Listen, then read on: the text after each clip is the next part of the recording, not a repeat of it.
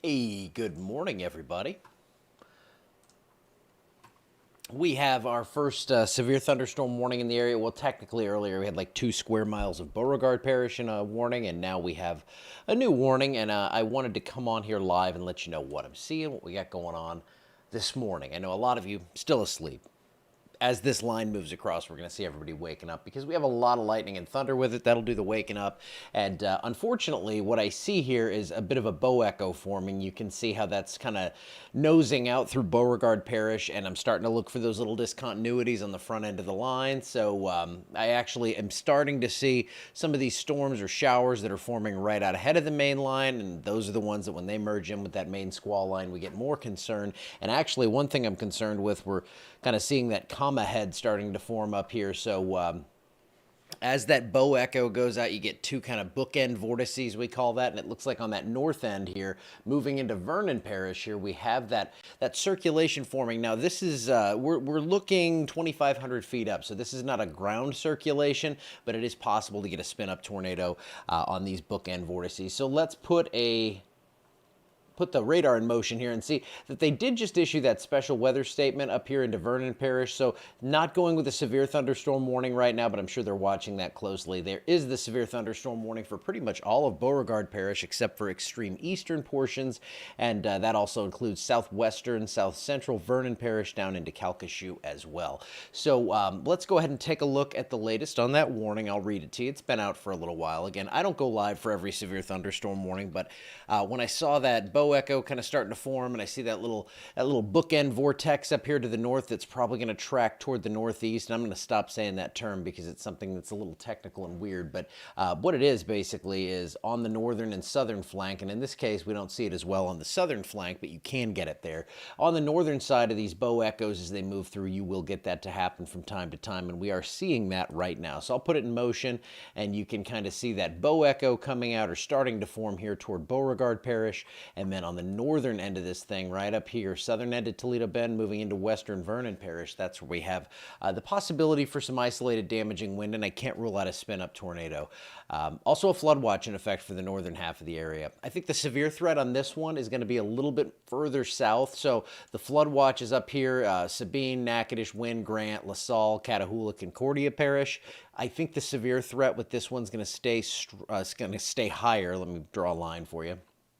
Basically, it's most of the area, but south of that line. So from north of Gina to Pollock to Manny, Zwally, that area, you're looking not great, but you're looking a little better than further to the south. This thing is going to track a bit east-northeast, so that is going to cause that line to kind of elevate and go further north as you go from the west here in southern Sabine Parish out to southern Tensas Parish in East Louisiana. So that's what we're looking at right now. Just wanted to give you a little bit of an overview on things. You can see the wind surge up here on that northern end, that circulation, where we could easily see something form in the next little while as this moves right across the radar site. So we're going to get a pretty good look at it.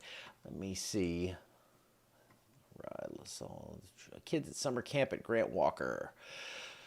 I think it's going to be loud. I think it's going to be kind of bumpy, but I can't tell you specifically. I'm trying to think of exactly where that is. I'm going to Google it real quick because I know everybody's going to be nervous with the kids there. Whoops. Camp Grant Walker. All right. This way. Okay, that's up in Pollock. Okay, so again, I think the worst of this stays just south of there. It's going to be thundery. You're going to hear that probably in an hour, hour and a half up that way. And I'm going to be watching this northern end of this, hoping that it stays a little bit south of that area. And hopefully we don't see a repeat of what we already saw today. We still have about 1,400 without power from what I saw at last check. And that's mainly going to be in Grant and Rapides Parish. So let's take a look at the future track, and then I'm going to get on out of here.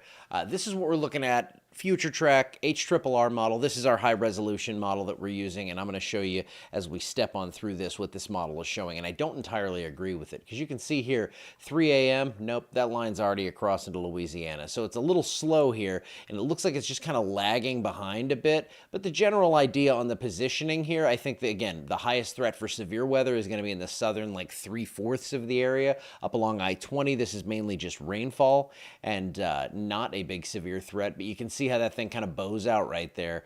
Again, don't pay attention to the timing so much. I think this thing's going to move through a lot quicker than what we're seeing here, and that's going to weaken as it gets a little bit further to the east. So once this passes through Alexandria, Lafayette, I think as it gets further east, it runs out of steam a little bit. Maybe it recharges a bit in the afternoon, and then we'll be watching radar to see if anything lights up out here overhead later this afternoon. So yes, y'all, I'll be watching for that area, and I'll remember that now as I'm doing warnings and things overnight tonight. I'll be watching that, Miss Whitney. I will let you know what we have going on, and let me see what we have going on radar. We'll just take a look at that, take a little break here, and I'll come back, but I did want to give a brief overview as I woke up after my nice little 3-hour nap, and I am ready and charged up and ready to rock and roll this evening. Just taking a look at the NWS chat, make sure I'm not getting off right before a warning is issued or something like that, but no, we have our severe thunderstorm warning continuing. Let's see.